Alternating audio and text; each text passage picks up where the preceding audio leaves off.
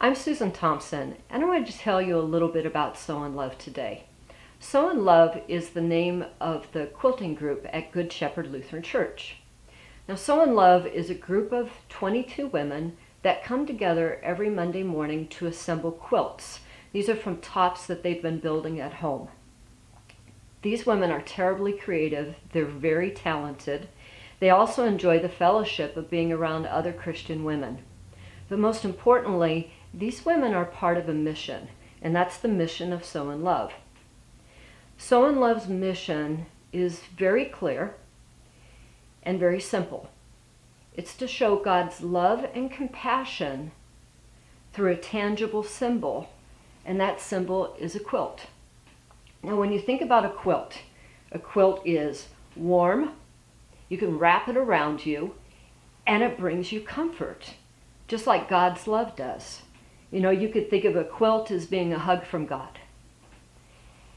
In 2019, the Sew in Love quilters made 374 quilts, and they distributed those quilts to a number of individuals, whether they were grieving or perhaps they were sick.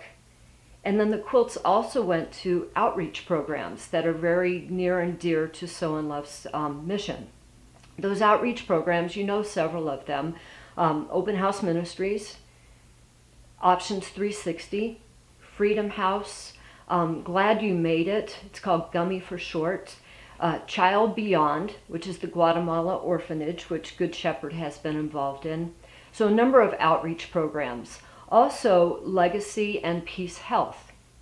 All of these programs have one thing in common.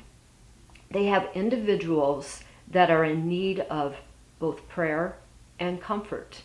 When you think about Options 360, here you have perhaps a young woman or a young family that's facing an unexpected pregnancy. They're going to need basic things like a baby quilt, but they are definitely going to need comfort and God's love and plenty of prayer. Open House Ministries, these are families that might otherwise be separated or maybe be homeless. Here they're in a structured Christian environment, definitely in need, once again, of comfort and prayer. Glad You Made It. That's an organization for veterans that are suffering from PTSD. And Freedom House is an organization for men that are recovering from addiction and they're getting their lives back on track. All of these, as I said, have one thing in common. They are individuals that are in need of comfort. Now, when the quilts come in on Monday mornings, we don't just immediately assemble them into quilts. Two things we need to do first of all. Number one, we need to admire these quilts. So they're all unfurled onto the table, and we get up and we admire the craftsmanship of these women that have put the quilts together. And they're always beautiful. After that, though, we have a very important thing we need to do, and that is that we need to bless these quilts.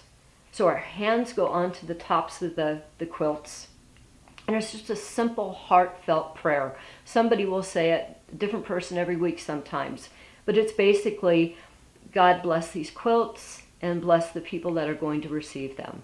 Simple and heartfelt. And all of you at Good Shepherd Lutheran Church have been involved in a blessing.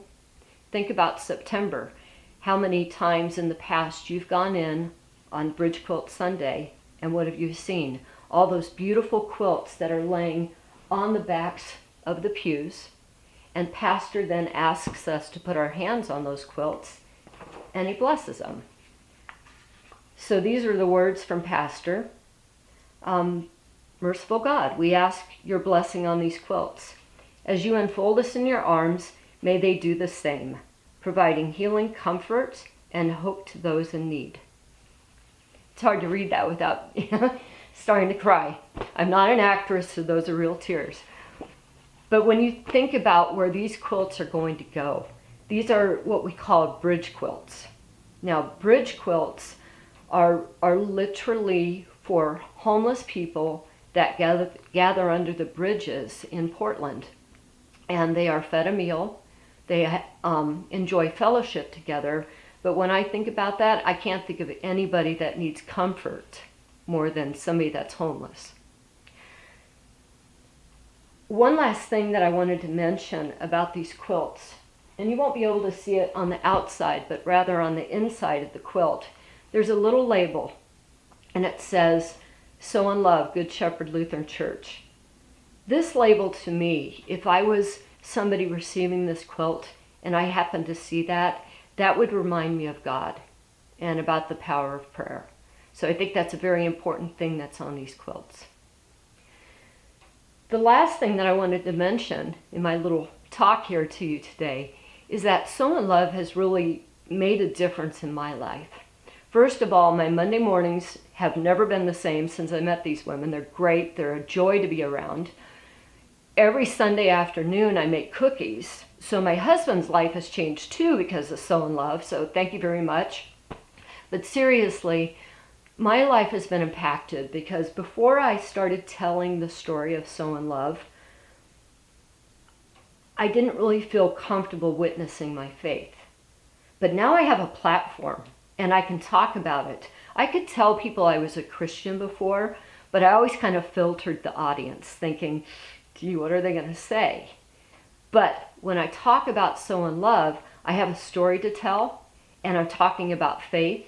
And it doesn't matter who I'm telling it to, they understand it. So when I think about the Bible verse, Isaiah 51, and it talks about for the Lord will comfort Zion, everything I've talked about during the past few minutes has revolved around comfort and the message that God does bring comfort. The mission of Sew in Love is very clear.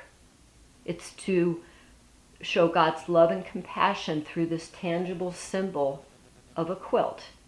And it's to remind people that God does bring comfort to us. And that is something that Sew in Love continues to do every day.